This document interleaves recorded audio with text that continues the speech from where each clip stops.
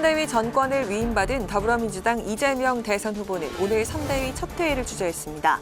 이 후보는 오늘이 새로운 민주당 1일차라며 쇄신을 강조했습니다. 국민의힘 윤석열 대선 후보는 이준석, 김병준 두 상임선대위원장을 확정지었습니다.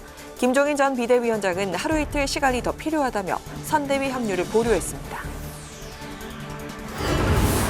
여야가 국토위에서 대장동 방지법을 놓고 충돌해 회의가 정회되는 등 파행을 겪었습니다.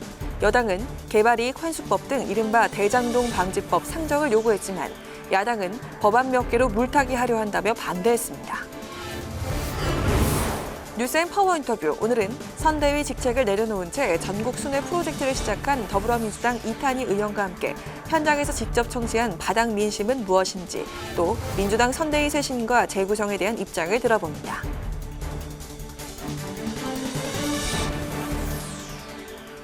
여러분 안녕하십니까? 11월 22일 의정종합뉴스 뉴스앤 시작하겠습니다.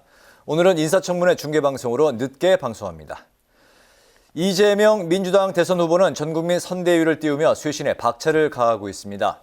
이 후보는 선대위 회의를 주재한 자리에서 새로운 민주당의 1일차라며 새로운 출발은 성찰과 철저한 반성으로 시작한다고 강조했습니다. 이 후보는 새로운 선대위 첫 회의에 청년들과 함께하면서 청년 표심을 집중 공략했습니다. 김희연 기자가 보도합니다. 더불어민주당 선대위가 전국민이란 이름을 앞에 달고 새롭게 출발했습니다. 국민 여러분들의 이제 새로움과 변화, 혁신, 개혁에 대한 열망을 담아서 이제 이재명의 민주당, 새로운 민주당을 시작하겠습니다. 선대위 쇄신에 전권을 위임받은 이 후보는 반성과 민생 실용 개혁, 유능함과 기민함을 당의 쇄신 방향으로 잡았습니다. 180석을 얻고도 변화와 새로움의 기대에 부응하지 못했고 부동산과 청년 문제를 비롯한 무주택 서민들의 고통 가중에 사과드린다며 문재인 정부와의 차별성을 내세웠습니다. 특히 대장동과 관련해 70%를 환수하고 책임이 없다고 말한 것 자체가 잘못이라고 인정한다며 더 많이 환수하지 못한 책임이 있다고 사과했습니다. 또 전국민 재난지원금 논의를 연기한 건 국민이 우선이라는 민생 실용 개혁의 일환이었다고 설명했습니다.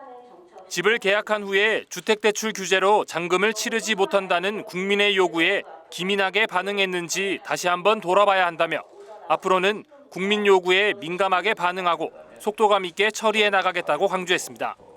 이 후보는 새로운 선대위 첫 회의를 청년 문제를 주제로 청년들과 함께 간담회 형식으로 진행했는데 반성과 사과를 먼저 언급했습니다. 청년들은 이제 미래의 주역이 아니라 이제 현재의 주역이어야 됩니다.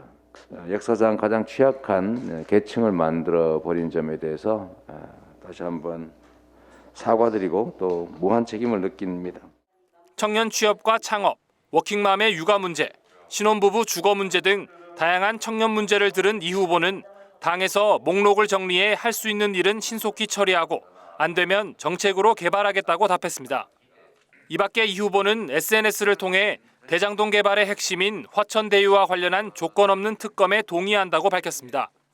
윤석열 후보의 부산저축은행 대출비리 부실 수사와 화천대유 측의 윤 후보 붙인 집 매입까지 수사 대상에 포함돼야 한다며 윤 후보는 쌍특검으로 물타기하지 말고 적극 협조하라고 덧붙였습니다. 국회 방송 김희연입니다. 국민의힘 윤석열 대선 후보는 어제 김종인, 김병준, 김한길로 대표되는 삼각체제 선대위 출범을 선언하는 등 선대위 인선에 속도를 냈는데요. 하지만 김종인 전 비대위원장의 총괄선대위원장 합류가 연기되면서 시작 전부터 잡음이 일고 있습니다. 보도에 홍혜진 기자입니다. 국민의힘이 이준석 대표와 김병준 전 비대위원장을 선대위 상임선대위원장에 인선하는 안을 통과시켰습니다. 하지만 김종인 총괄선대위원장 안건은 논의 테이블에 오르지 못했습니다. 김 전 비대위원장이 시간을 더 달라고 했다는 것이 윤석열 후보 설명입니다. 김종인 총괄선대위원장님께서는 계속 말씀을 제가 올렸는데 조금 하루 이틀 좀 시간을 더 달라고 해서 그거는 본인께서 최종적으로 결심을 하시면은 그때 올리도록 그렇게 하겠습니다. 윤 후보는 김종인 전 비대위원장이 김병준 전 비대위원장 합류에 반대해 시간을 달라고 한 것이냐는 기자들 질문엔 즉답을 피했습니다. 다만 윤 후보 측은 시간이 필요할 뿐 김 전 위원장 합류는 기정사실이라며 갈등설 진화에 나섰습니다. 선대위가 출범 전부터 삐걱거리면서 삼각체제 선대위 출범에 빨간불이 켜진 것 아니냐는 우려 속에 김 전 위원장 결심에 관심이 쏠리고 있습니다. 이런 가운데 윤 후보는 오늘 당 최고위를 주재하며 추가 선대위 인선 등을 논의했습니다. 윤 후보는 선대위 구성 자체가 국민 통합의 과정이 돼야 한다고 강조하고 당이 중심이 돼 국민과 함께하는 선대위를 구성하겠다고 밝혔습니다. 경륜 있는 당의 원로 그리고 또 당내 유능한 청장년의 인재들을 전부 모아서 당이 하나의 힘으로서 힘을 합쳐서 나가는 그런 선대위를 생각하고 있습니다. 공동선대위원장엔 범죄심리학자 이수정 교수와 조국 흑서 공동저자인 권경의 변호사 합류가 거론되는데 국민의힘은 내부뿐만 아니라 외부 인사 영입을 통해 외연 확장에 나선다는 방침입니다. 김한길 전 새천년 민주연합 대표가 이끌 새시대 준비위는 새로운 인물 영입에 집중하고 당내 중진 의원들은 지방 조직을 책임지는 데 역할을 할 예정입니다. 선대위 구성에 속도를 내고 있는 국민의힘은 다음 달 6일쯤 발족식을 열 예정이라고 밝혔습니다. 국회방송 홍혜진입니다. 이른바 대장동 방지법을 둘러싼 여야 공방으로 국회 국토위 전체회의가 오늘 파행을 겪었습니다. 개발 이익 환수법 등의 상정을 요구하는 민주당과 예산안 심사부터 해야 한다는 국민의힘이 팽팽하게 대치했습니다. 김세정 기자의 보도입니다. 여야가 의사일정에 합의하지 못하면서 국토위 전체 회의는 당초 개의 시간을 훌쩍 넘겨 열렸습니다. 회의가 가까스로 시작됐지만 대장동 방지법 상정 여부를 놓고 또다시 여야 간 고성과 설전이 이어지면서 결국 정회됐습니다. 민주당은 개발이익 환수법과 도시개발법, 주택법 개정안 등이 함께 상정되지 않으면 예산안을 심의할 수 없다는 입장을 보였고 이런 일이 재발되면 안 된다라고 피를 토하는 말씀을 주셨습니다. 그런데 이런 법들에 대해서 지금도 계속 그렇지만은 굉장히 야당에서 소극적인 태도로 일관을 하시고 국민의힘은 내년도 예산안 처리는 법정 시한이 정해져 있는데도 민주당이 법안을 핑계로 예산안 심의를 보이콧한다고 맞섰습니다. 예산 소위에서 심의를 마치고 소소위로 넘어가기 전까지 예산 심의 왜 안 하는 겁니까? 이건 직무유기예요. 예산 심의를 하고 법안을 심의하지 왜 법안을 담보로 잡아가지고 예산 심의를 안 하는 겁니까? 여기에 국민의힘이 당론으로 발의한 이른바 이재명 방지법을 두고 민주당이 해괴망측한 법안이라고 비난하자 국민의힘은 과격한 표현을 자제하라고 반발했습니다. 야당에서 이재명 후보를 둘러싼 의혹을 제기하자 여야 대립은 한층 격해졌습니다. 국민의힘은 민주당이 대장동 사태를 몇 개의 법안으로 물타기하고 셀프 면죄부를 주려 한다고 주장했습니다. 대장동 공모지침서 작성 과정에서 이재명 시장이 공공이익 확보가 아닌 민간이익 추가 확보를 지시했다는 진술을 검찰이 확보했다는 제보를 받았습니다. 민주당은 제보자가 누구인지 밝히라며 면책특권 뒤에 숨어있지 말라고 역공했습니다. 자신 있으면 면책특권 이용해서 국회 회의장에서 발언하지 말고 기자회견에 가서 발언하세요. 여야 갈등이 격화되면서 회의에는 법안과 예산안 모두 상정되지 못했습니다. 국회방송 김세정입니다. 국회 과방위에선 김의철 한국방송공사 사장 후보자의 인사청문회를 열었습니다. 김의철 후보자의 부동산 위장 전입과 세금 신고 축소가 쟁점이 됐는데 김 후보자는 세금 문제와 관련해서는 해당 사실을 청문회 과정에서 알게 됐다며 죄송하다고 밝혔습니다. 또 KBS의 무보직 고액 연봉자 문제도 지적됐는데 김 후보자는 성과에 걸맞게 보상이 이루어지게 하겠다고 답했습니다. 김동희 기자입니다. 인사청문회에서는 김의철 KBS 사장 후보자가 누나 찬스로 위장 전입해 서울 아파트를 분양받고 다운 계약서를 작성했다는 의혹이 논란이 됐습니다. 정부는 앞서 국무위원 인사청문회 제도가 도입된 2005년 7월 이후 위장 전입 경력이 있는 인사는 원칙적으로 배제하겠다고 했는데 김 후보자는 1993년 양천구 누나 집에 위장 전입을 했다고 인정했습니다. 탐사보도팀장으로 고위공직자의 재산을 검증했던 사람이 정작 본인 재산을 축소 신고한 건 내로남불이라는 야당의 지적에 김 후보자는 의도적인 건 아니었다면서도 사과의 뜻을 밝혔습니다. 슬쩍 어물쩍 물타기해서 정부 기준 전에 있는 거라고 해서 넘어가겠다 그렇게 생각하시면 안 되는 겁니다, 후보자님. 본인이 작성한 거에 거짓말 하셨잖아요. 과세 신고 관련해서는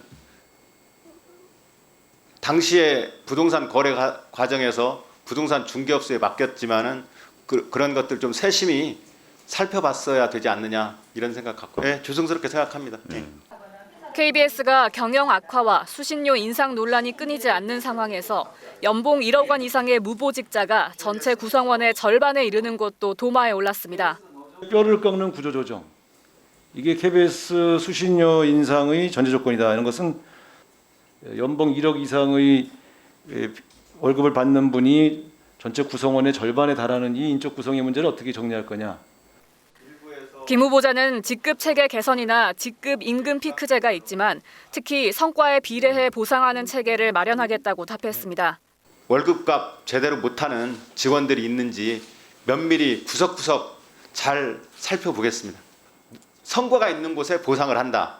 도전적이고 창의적인 아이디어를 많이 낼 수 있도록 최종 후보를 뽑을 때 절차상 하자가 있었다는 문제도 제기됐습니다. 야당은 다른 2명의 후보자가 돌연 사퇴하고 김 후보자가 혼자 남게 됐는데도 별다른 조치 없이 곧바로 인사청문회를 받도록 한 건 KBS 이사회가 인사 대못 받기를 한 결과라고 주장했습니다. 또 광고 수입이 줄어드는 상황에서 경영난 극복을 묻는 질문에 김 후보자는 다양한 실험적 도전을 위한 재원 확대를 최우선 과제로 꼽았습니다. 국회 방송 김동희입니다. 중대재해가 발생할 경우 경영 책임자를 처벌할 수 있도록 하는 중대재해처벌법이 내년부터 시행됩니다. 하지만 경영계와 노동계 모두 산업 현장의 혼란을 우려하고 있는데요. 중대재해법을 안착시키기 위한 방안을 논의하는 토론회가 국민의힘 박대수 의원 주최로 열렸습니다. 임채원 기자가 취재했습니다.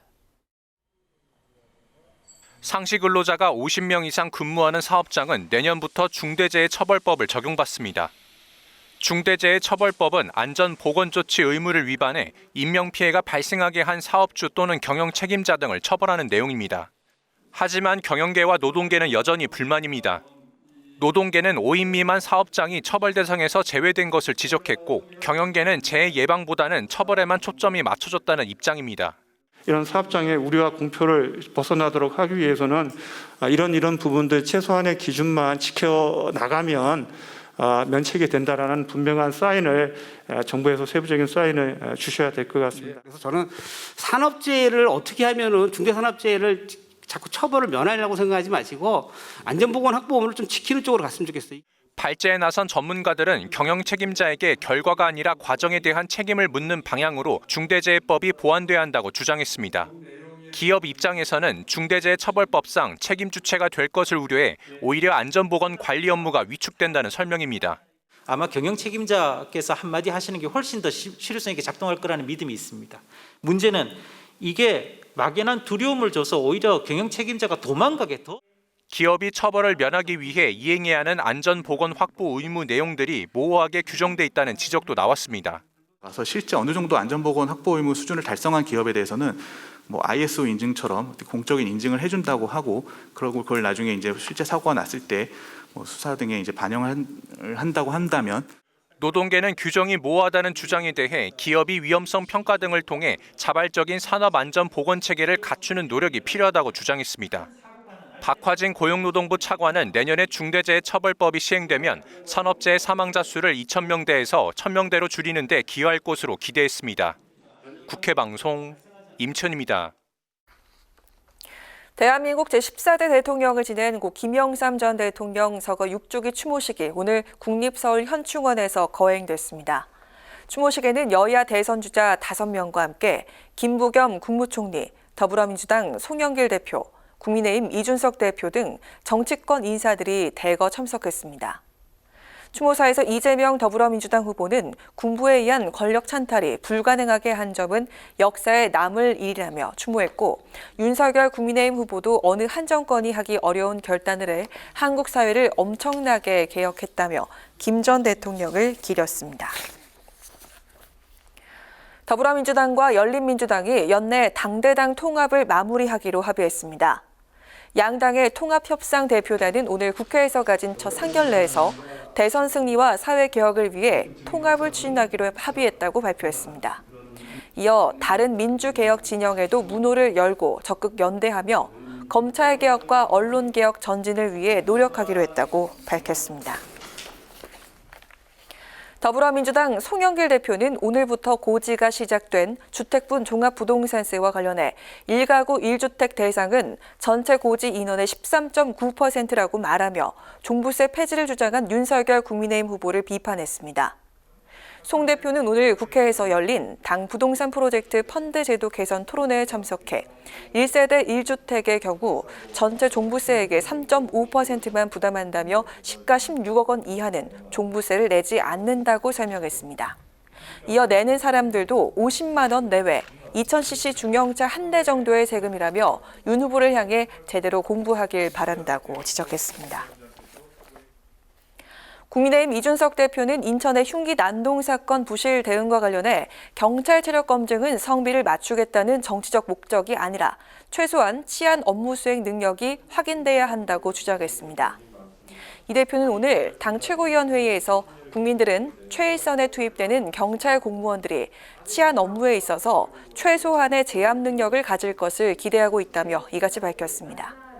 이어 테이저건과 같은 비살상 도구의 활용 범위와 재량을 높이고 테이저 카트리지 가격 부담을 느끼지 않을 수 있도록 예산을 올려야 한다고 지적했습니다. 박병석 국회의장이 스페인 마드리드에서 열리는 국제의회 연맹 IPU 총회 참석을 위해 7박 9일 일정으로 스위스, 스페인 순방길에 올랐습니다.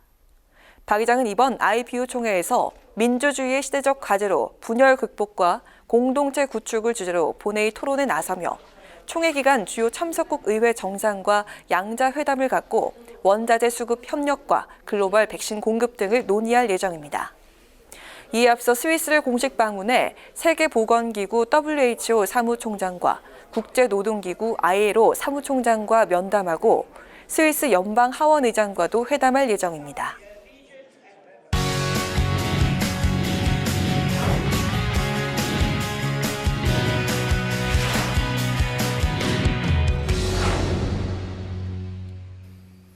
네, 오늘 이슈 분석 박지영 기자와 함께합니다. 박 기자, 어서 오세요. 여야가 신경전을 벌이고 있는 대장동 의혹 특검과 관련한 소식 알아보겠습니다. 대장동 의혹 특검, 여야의 이 특검 협상 현재 진척이 있습니까? 일단 오늘 검찰이 대장동 개발 의혹의 핵심 인물들을 모두 기소를 했습니다. 네. 화천대유 대주주인 김만배 씨 그리고 남욱 변호사, 정영학 회계사까지. 하지만 그 대장동 개발 사업 당시 그 성남시장으로 최종 결재권자였던 이재명 민주당 대선 후보 등 이 윗선의 배임 관여 여부는 아직 규명되지 않았죠. 네. 그러면서 이제 이목이 대장동 특검으로 쏠리고 있는데요. 이재명 후보도 조건 없는 특검 수용 의사를 거듭 밝히면서 이 특검 논의가 본격화될 것으로 보이는데요. 여야가 조만간 이 특검 논의를 위한 협상 테이블에 마주 앉을 것으로 예상됩니다. 네, 여야의 대장동 특검 협상 어떻게 순조롭게 진행될 수 있을 것으로 전망을 하는지 박 기자 어떻습니까? 자, 한마디로 요약을 하자면 이 협상 과정에 상당한 진통이 예상이 됩니다. 이 특검을 둘러싼 여야 입장차 때문인데요. 특검 추천 방식, 또 수사 범위와 이 수사 기간 등도 쟁점으로 꼽히고 있습니다. 네, 그렇군요. 말씀하신 특검의 쟁점, 그리고 구체적으로 여야가 어떤 차이를 보이고 있는 건지, 특검의 쟁점 현재 수사 범위와 수사 기간인데 그 차이 좀 말씀해 주실까요? 이제 먼저 특검 방식부터 말씀을 드리면 여야가 부딪히고 있는데 네. 이 민주당은 지난 2014년도에 도입된 상설 특검을 활용하자는 입장인 반면에 네. 국민의힘은 이 별도의 이 특검법을 제정하자고 주장을 하고 있습니다. 이제 관련해서 이제 국민의힘 같은 경우는 지난 9월 이 대장동 특검 법안을 제출한 상태인데요. 민주당이 이 상설 특검을 주장하는 이유는 이렇습니다. 이 별도의 특검법을 만들려면 시간이 너무 길어질 수 있으니 이미 존재 존재하는 상설 특검을 활용해 빨리 특검에 착수하자는 겁니다. 즉 효율성을 이 명분으로 내세운 건데요. 네. 이 상설 특검의 경우 이 특검 추천 권한을 여야가 나눠 갖다 보니까 민주당이 반대하면 특검 추천이 사실상 불가능하거든요. 때문에 이 민주당이 상설 특검을 주장하는 이유가 이 특검의 주도권을 갖기 위한 것 아니냐는 분석도 나옵니다. 그렇다 보니까 이제 국민의힘에서는 이 상설 특검이 불리하다고 판단할 수밖에 없겠죠. 그래서 이제 별도의 특검법을 만들자고 하는 건데요. 이 국민의힘이 제출한 특검법을 보면 대한변호사협회가 추천한 4명의 특별검사 후보자 중 이 교섭단체가 2명으로 압축하면 대통령이 최종 임명하도록 하는 내용입니다. 또 수사 범위에서도 여야 이견이 있는데 민주당은 이 윤석열 국민의힘 대선 후보의 10년 전 부산 저축은행 대출 비리 사건 부실 수사 의혹도 수사해야 한다고 주장을 하고 있고요.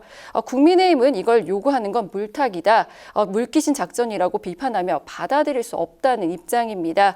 대장동 의혹, 이 내년 대선 판세를 가를 이 최대 변수로 꼽히는 만큼 결국 여야 모두 어떤 방식으로 어떻게 특검을 하는 것이 유리한지 따지고 있는 것으로 보입니다. 네, 상설 특검이냐 별도 특검법이냐. 네. 네, 여야가 치열한 이제 뭐 기싸움을 벌이고 있는데 특검 합의안 마련까지 이제 치열한 신경전이 이제 계속 예상이 되고 있는 상황인데 이런 가운데 안철수 국민의당 이제 대선 후보가 어제 특검과 관련한 중재안을 제시했네요. 네, 안철수 후보 이 민주당과 국민의힘 양당에 조속히 쌍특검 협상에 나서라고 촉구를 했습니다. 네. 그러니까 이제 대장동 의혹 특검법 제정과 특검 추천은 국민의힘에 주고 고발사주 의혹은 민주당에 각각 위임하자는 건데요. 네. 그러면서 이제 특검이 공정한지에 대한 평가는 비교섭단체, 국민의당과 정의당이 맡겠다는 겁니다. 만약에 이제 불공정하다면 이 비교섭단체가 특검 법안을 수정하면 된다는 주장인데요.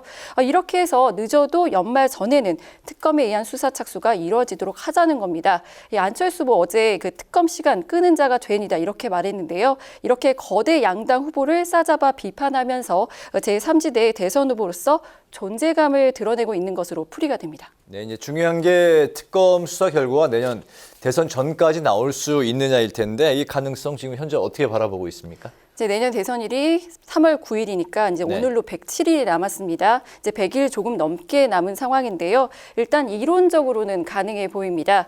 역대 특검 사례를 보면요. 이제 특검 준비 기간 20일, 수사 기간이 한 60일에서 70일, 필요시 이제 연장 수사 기간 30일까지 더하면 한 110일 정도 필요합니다.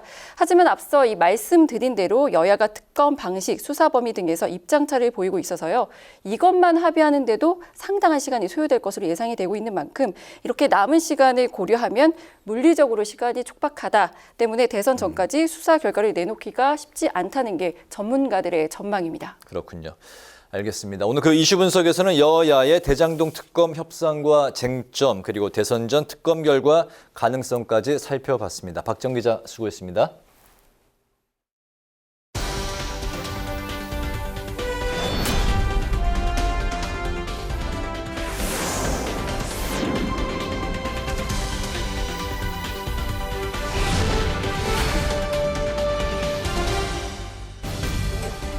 강하락의 정치톡 시간입니다. 11월 22일 시선에 집중시킨 정치 뉴스 만나보시죠. 오늘의 첫 번째 정치톡은 국민과의 대화가 남긴 것입니다. 퇴임을 6개월여 앞둔 문재인 대통령이 어제 국민과의 대화를 열고 직접 소통에 나섰습니다. 2019년 11월 이후 2년 만이었는데요. 임기 마지막 소통 행사였던 만큼 국민의 관심은 뜨거웠습니다. 약 100분 동안 행사에 참여한 국민들로부터 22개의 질문을 받았고 대통령 또는 국무위원들이 여기에 답하는 방식으로 진행됐는데요. 임기 중 가장 아쉬웠던 점을 묻는 질문에 문 대통령은 역시 부동산 문제라며 부동산 가격 안정을 위해 마지막까지 힘쓰겠다고 다짐한 반면 임기 중에 제일 큰 성과를 묻는 질문엔 K방역을 꼽았습니다. 문 대통령은 K방역으로 대한민국의 위상이 아주 높아졌다며 한국은 경제, 민주주의, 문화, 보건, 의료, 방역 등 모든 면에서 톱10의 나라가 됐다고 강조했습니다. 문 대통령의 이 같은 발언에 대해서 국민의힘은 국민 고통을 철저히 외면한 자화자찬이라며 깃바랜 개설구라고 비판했고 청와대 측에선 야당의 비판을 강하게 반박하고 나섰는데요. 그 내용 직접 들어보시죠. 국민과의 대화는 엉성한 각본에 맞춰 짜인 쇼에 불과했습니다. 팬클럽 모임 하듯 질문자로 선정된 지지자들은 문 대통령을 측에 세우기에 바빴고 문 대통령의 답변도 자화자찬 일색이었습니다. 임기 말에 회수 채우기 면피용 소통 쇼를 한 것이 불가합니다. 불통의 대통령으로 기억될 것입니다. 또 자화자찬이라고 비판을 하셨더군요. 사실이 아니거나 사실을 과장해서 이야기하는 부분이 있으면 근거를 가지고 반박하라. 그렇게 말씀드리고 싶고요. 국민이 이룬 성취에 대해서는 자부심을 갖자라고 하는 그것이 본질이라고 생각합니다. 소통쇼에 불과하다. 국민의 고단했던 시간을 위로했다. 이렇게 상반된 평가가 나오고 있는 국민과의 대화. 대통령의 적극적인 대국민 소통 행보에 대해 국민은 과연 어떻게 평가할까요? 이어서 오늘의 두 번째 정치톡은 해경 안전벨트입니다. 이재명 더불어민주당 대선 후보가 최근 부인 김혜경 씨와 야구 관람, 지방 유세 일정을 함께하면서 활발한 부부 동반 행보를 이어가고 있습니다. 지난 9일 아내 김 씨의 낙상 사고 이후 불거진 부부싸움설 등의 루머를 불식시키고 지지율 열세인 여성 표심을 사로잡기 위한 행보로 풀이되는데요. 이 후보 남다른 부부애를 자랑하고 싶었던 걸까요? 어제 오후엔 자신의 SNS에 충북 청주 유세 현장에서 찍힌 사진을 여러 장 공유해서 눈길을 끌었습니다. 사진엔 이 후보가 지지자들과 악수를 하거나 주먹 인사를 나눌 때 넘어지지 않도록 아내인 김 씨가 이 후보의 허리를 꼭 안고 있는 모습이 담겼는데요. 이 후보 뒤에서 쑥 등장한 손에 놀라셨나요? 좌판에 넘어질까 뒤에서 꼭 잡고 있었던 해경벨트였단 사실, 이런 글과 함께 이재명은 안전합니다. 해경 안전벨트 뜻밖의 백허그. 아니 왜 내가 웃고 있지? 라는 해시태그도 덧붙였습니다. 지난 13일에 진행된 명심 캠핑에선 아내에게 깜짝 전화를 걸어서 금슬을 과시하기도 했습니다. 그 내용도 직접 들어보시죠. 여기에 걸어보겠습니다. 여기에 이쁜 마눌님이라고 적혀. 이쁜 마눌님. 두 분만. 여보세요. 네, 접니다. 자기야. 네. 옆에서 이렇게 손잡아주는 남편이 있다는 게 너무 든든한 것 같아요. 제가 잠시 기절을 했었는데 눈을 딱 뜨는 순간에 우리 남편이요. 이 사람아 하면서 막 울고 있는 거예요.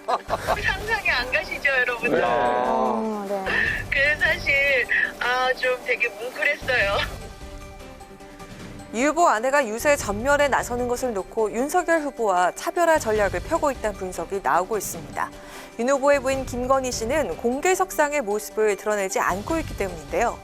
정치권 일각에서 선거운동 과정에서 지나치게 부부애를 과시하는 게 오히려 역효과를 불러일으킬 수 있다는 우려도 나오고 있는 지금, 이재명 후보의 아내 동반 유세 전략은 어떤 결과를 가져오게 될까요? 지금까지 강아랑의 정치톡이었습니다.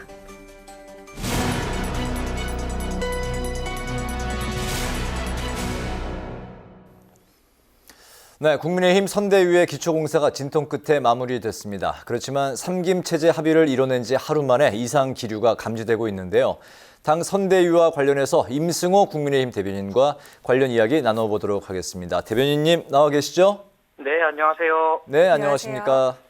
네, 국민의힘 윤석열 선대위가 일단 구분 능선을 이제 넘어섰는데요. 김종인, 김병준, 김한길, 이른바 신3김 진영이 사실상 이제 꾸려졌는데, 이를 위해서 윤 후보가 이제 주말 동안 굉장히 바쁘게 움직인 걸로 이제 전해졌습니다.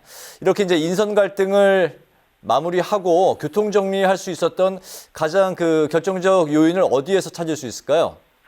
아무래도 지도부와 윤석열 후보 그리고 김종인 위원장의 적극적인 소통이 있었던 것 같습니다. 오늘 아침 최고위원회의에서 윤석열 후보는 김종인 위원장이 다소 생각할 시간이 필요하다라는 언급을 하긴 했지만 김종인 위원장과 지속적으로 소통을 하는 모습을 보였고, 일부 우려와는 달리 이준석 대표와도 적극적인 소통을 통해서 지금 선대위 인선을 적극적으로 꾸려나가고 있는 것으로 알고 있습니다. 그래서 윤석열 후보 본인도 이준석 대표의 어떤 당 개혁안이나 이런 부분들에 있어서 적극적으로 공감을 하고 있고, 김종인 위원장의 경우에도 윤석열 후보의 다소 짧을 수 있는 어떤 정치 경력을 보충해 줄 수 있는 그런 인물임을 윤석열 후보 본인도 인지하고 있기 때문에 그런 부분에 있어서 선대위 인선이 일부 우려와는 다르게 잘 꾸려져 나가고 있는 것 같습니다. 네. 네, 그런데 삼김체제 출범에 제동이 걸린 모습인데요. 당초 총괄선대위원장을 맡기로 한 김종인 전 비대위원장이 합류할 시간을 하루 이틀 더 달라고 했다는 건데 등판 직전에 다시 유턴하는 것 아니냐 이런 관측이 나오는데 김종인 없는 선대위 가능성도 있을까요? 아무래도 김종인 위원장이 예상과는 달리 오늘 최고위에서 의결되지 않음으로써 김종인 위원장이 이탈하는 것은 아니냐라는 국민들의 우려도 있는 것은 잘 알고 있는데요.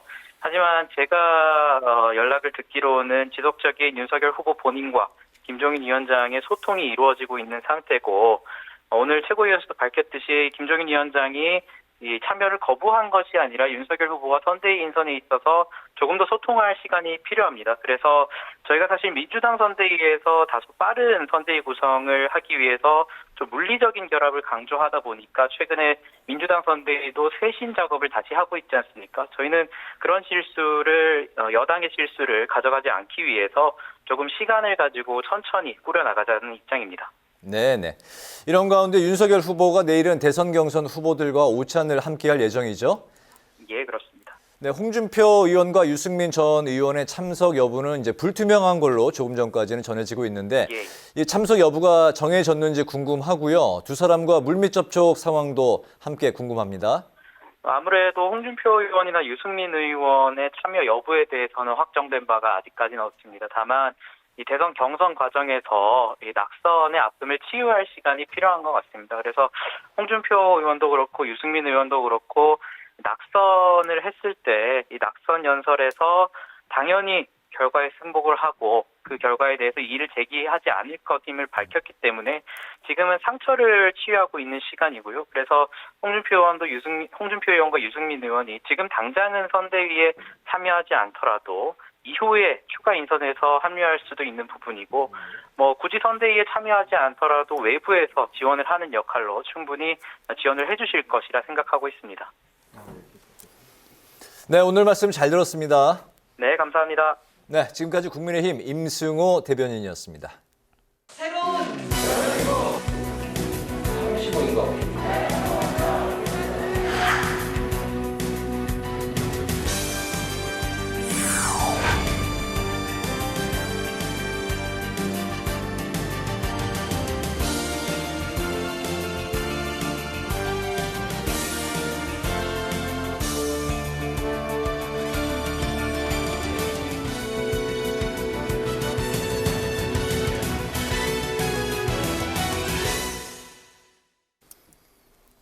네, 이번 시간은 뉴스앤 파워 인터뷰 코너입니다. 더불어민주당 이재명호 선대위 본격 변화의 시동을 걸었는데요. 당내에서는 여의도를 벗어나 전국 현장에서 바닥 민심을 청취하자는 목소리가 분출하고 있습니다. 이런 선대위 백의종군의 첫 신호탄을 쏘아 올린 삶의 현장 속으로 뛰어들어간 분이죠. 더불어민주당의 이탄희 의원과 함께 이야기 나눠보도록 하겠습니다. 의원님 어서 오십시오. 네, 반갑습니다. 네, 바쁘신 의정 활동에도 또 나와주셔서 감사드립니다. 불러주셔서 고맙습니다. 네, 첫 번째 질문 드리겠습니다. 먼저 그 이재명호 선대위 중에서 일명 그 너들목 위원장직. 너목들. 네. 예, 너의 목소리를 들으러 가는 위원회인데 이 직을 이제 내려놓으셨잖아요. 이게 이제 선대위 쇄신론에 당이 제대로 응답하지 않았다. 이제 이런 이유 때문에 이제 내려놓으신 걸로 이제 알고 있는데 선대위가 또 현장성을 잃었다. 이런 이제 말씀도 하신 것 같습니다. 이재명 후보와 민주당 현재 확실히 위기라고 느끼시는 건가요? 예, 그렇습니다. 사실 비상한 시기에는 비상한 속도로 움직여야 되는 거거든요. 네. 근데 너무 당의 움직임들이 느리다. 더 속도를 내야 된다. 이걸 촉구하는 의미에서 제가 이제 선대위직을 내려놓는 결정을 했고요. 어제 긴급 의총에서 의원들 전부 다 백의종군하는 마음으로 이제 전권을 후보에게 위임하겠다 이렇게 결정이 났는데요. 네. 저는 올바른 흐름이 만들어지고 있다고 생각합니다.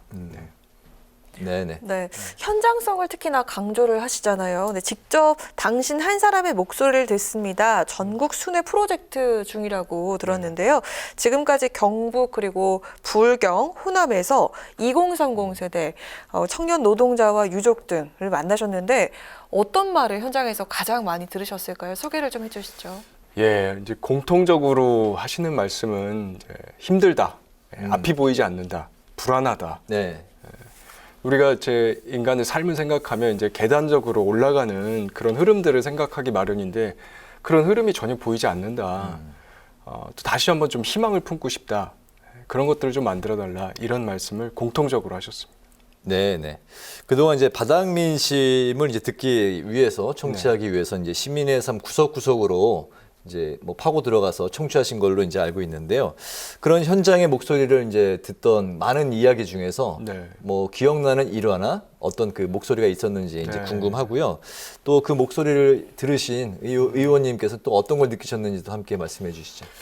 저희가 이제 당신 한 사람의 목소리 듣습니다라고 이야기할 때 사실 이 당신 한 사람은 기존의 울타리에 들어오지 못한 그 바깥에 있는 대다수 중산층과 서민을 말하는 거거든요. 그래서 저희가 찾아가서 제일 처음에 당신 한 사람 목소리 들어왔습니다 이러면 대부분 굉장히 뭉클해 하세요. 그러면서 숨겨놨던 이야기들을 좀 털어놓으시는데요. 기억나는 거는 창원에서 제가 한 20대 남성 비정규직 분을 만났는데 이 이야기를 하시더라고요. 회사를 다니다가 어머니 뻘 되는 분이 옆에서 쓰러져서 119를 불러서 긴급하게 병원으로 데려갔는데 다녀오고 나서 사장님한테 이거 산재 처리되면 회사에 불이익이 있는데 어떻게 할 거냐. 핀잔 듣고 결국 회사를 그만두게 됐다. 이런 이야기 들었던 기억이 있고요. 또 오늘 같은 경우에 이제 광주에 가서 특성화고 여고생들 이야기를 들었는데 현장 실습 나가서 갑질 많이 당한다. 사무직 일하러 갔는데 뭐 설거지하고 성희롱을 당한 경험들. 이런 이야기들 들었던 것들이 좀 마음에 많이 남았습니다. 그때 뭐 좀 뭐라고 어떤 말씀 해주셨나요? 제가 이제 느낀 거는 우리가 보통 청년 세대하고 생각하면 뭔가 청년들을 위한 대책이 따로 있을 거라고 생각하잖아요. 그런데 사실 이 청년들은 자신들이 이제 울타리 바깥에서 이렇게 겪는 이런 문제들이 세상에서 보면 제대로 다뤄지지 않잖아요. 이게 다뤄지지 않다 보니까 이게 내가 단순히 청년이어서가 문제가 아니라 이 세상의 울타리 바깥에 아예 처해져 있는 사람들은 이 세상에서 제대로 대접받지 못하겠구나.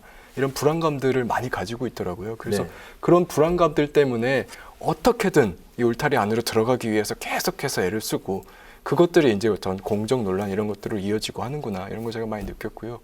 좀 울타리 바깥에서도 우리가 안전하게 인간답게 살 수 있는 세상을 만들겠다 그런 말씀 많이 드렸습니다. 현장에서 나랑 같이 일했던 동료가 쓰러졌는데 이제 구급차를 불러서 이제 처치를 하는데 도움을 줬는데 회사에서 이제 알면 산재 처리가 돼서 오히려 나한테 이제 불이익이 올 수 있는 그런 상황이 될 수도 있다. 참 이런 그 현실적인 거를 많이 정말 그 올바른 방향으로 바꿔줘야 되는 게 정치인의 또 이제 그 임무인 것 같습니다. 맞습니다. 의무인 것 같습니다. 이렇듯이 시민의 삶의 현장 속으로 들어가 계신 의원님인데요. 그래서 이런 질문도 들어보겠습니다. 또 국회 교육위원이십니다. 의원께서는 청년 문제, 특히나 청년 노동자 권리에 참 관심이 많으신 것 같은데요. 앞서 이야기하셨던 그 밀착 행보뿐만 아니라 정책 법안도 발의를 하셨는데 이른바 청년 노동 안전 3법입니다. 이거 어떤 내용을 담고 있는지 소개해 주시죠. 이 3법은요. 3가지 내용입니다. 현장 실습을 나갈 때 아이들이 산재로부터 보호받을 수 있도록 규제를 강화하는 내용, 그리고 현장 실습 나가기 전에 자신들의 권리를 보호할 수 있도록 노동 인권 교육을 강화하는 내용, 또 마지막으로 이제 현장 실습 이후에 취업하는 과정에서도 제대로 지원을 받을 수 있고 또 양질의 어떤 일자리에 안착할 수 있도록 그런 제도들을 정비하는 내용, 이렇게 크게 3가지로 되어 있고요. 제가 사실은 이 청년 안전 관련돼서는 법을 낸 게 이번이 처음이 아니고요. 이전에 뭐 중대재해처벌법 등등도 많이 이제 제출을 했는데 사실 청년 문제 생각하면 마음이 많이 아파요. 우리 보면 최근에 홍정은 군이라고요. 여수에서 현장 실습 도중에 잠수하다가 죽은 친구가 17살이에요. 그리고 예전에 구의역 김군 19살이었고요. 평택한 이선호 씨 23살, 김영균 씨 23살, 또 작년에 쿠팡에서 야간 노동하다가 돌아가신 장덕준 씨 27살. 청년들이 계속해서 죽어나가는데 그런 생각이 들어요. 만약에 판검사 의사들이 이렇게 해서 계속 죽었다고 하면 이렇게 세상이 조용할까. 마치 우리는 사람의 어떤 목숨값이 동등하지 않은 것처럼 너무 조용하다.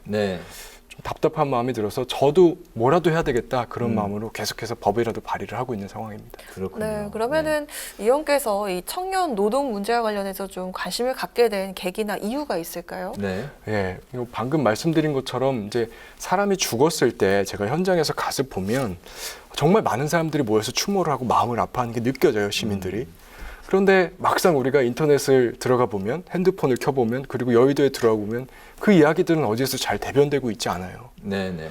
그러니까 우리가 청년 담론이라고 하면 어떤 공정한 필기 시험 문제, 젠더 갈등 문제 이쪽으로만 너무 과다대표되고 있잖아요. 그래서 대다수의 청년들이 삶에서 맞닥뜨리는 이 문제들을 누군가는 다뤄줘야 되겠다. 이야기하는 사람이 너무 없다. 그런 생각이 들어서요. 계속해서 이 부분에 대해서 천착하고 있습니다. 알겠습니다. 그러니까 정치권에 들어오셔서 그런 계기를 네. 맞으신 건가요?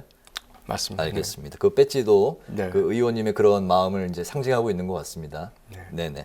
잘 알겠습니다. 청년이 그 내년 3월 대선에 이제 핵심 변수로 떠올랐다 이런 이야기를 이제 많이 하지 않습니까? 청년층을 위해서 이제 꾸준히 그동안 이제 애 많이 써 오셨는데 MZ 세대를 위한 앞으로 이제 의정 활동 계획도 좀 들어볼까요? 근데 저는 뭐 약간 엉뚱한 대답이 될 수 있을 것 같은데요. 네. 이 생애 주기를 다시 회복하는 게 중요하다고 생각을 해요. 생애 주기 전체적으로 회복을 한다고요? 예, 그러니까 예를 들어서 우리 쭉 생애 주기를 생각해 보면 10대는 정말 입시 지옥이죠. 네. 예, 우리나라는 근데 20대 자살률도 OECD 1위예요. 네. 저도 어떻게 생수까지 해봤기 때문에 정말 10대는 네, 맞습니다. 입시 때문에 지옥이었습니다. 그리고 20대를 거쳐서 어떻게 가까스로 취업을 하게 돼도 네. 산재 사망률도 OECD 최고 수준입니다. 수십 년째 그래왔어요. 그리고 평생 일하고 나서 은퇴를 해도 노인 빈곤율 역시 OECD 1위예요. 네. 노인 자살률도 1위예요. 이렇게 보면 생애주기 자체가 굉장히 어두운 이야기들로 뒤덮여 있습니다. 그래서 청년들의 문제라고 하는 것이 단순히 청년 세대의 문제를 풀어서 되는 것이 아니라 이런 어두운 생애 주기 속으로 자기가 빠져들 것 같은 그 불안감 때문에 매일매일 이렇게 몸부림쳐야 되는 그런 청년들, 그런들의 마음을 이해하고 이 전 생애 주기에 걸쳐서 울타리 바깥에 있는 삶들을 조금씩 개선하는 것, 그게 결국 MZ 세대를 위한 정책이라고 생각합니다. 네. 네, 그리고 이탄희 의원께서는 판사 출신이십니다. 윤석열 전 검찰총장 시절에 고발사주 의혹 수사에 총력을 기울여온 공수처가 이제는 판사 사찰 의혹도 본격적으로 조준하는 그런 모습인데요. 또 의원께서 민주당 판사 사찰 TF에 몸을 담고 계신데 네. 현재 판사 사찰 의혹 수사 과정 상황은 어떻습니까? 사실 판사 사찰 문제는 행정법원 1심 판결에서 이미 두 가지가 확인이 됐습니다. 네. 첫 번째로 이 문건은 윤석열 후보가 지시를 해서 만들어진 문건이다. 두 번째, 이 문건과 관련돼서는 국가공무원법 위반, 그리고 개인정보보호법 위반의 사실이 확인된다.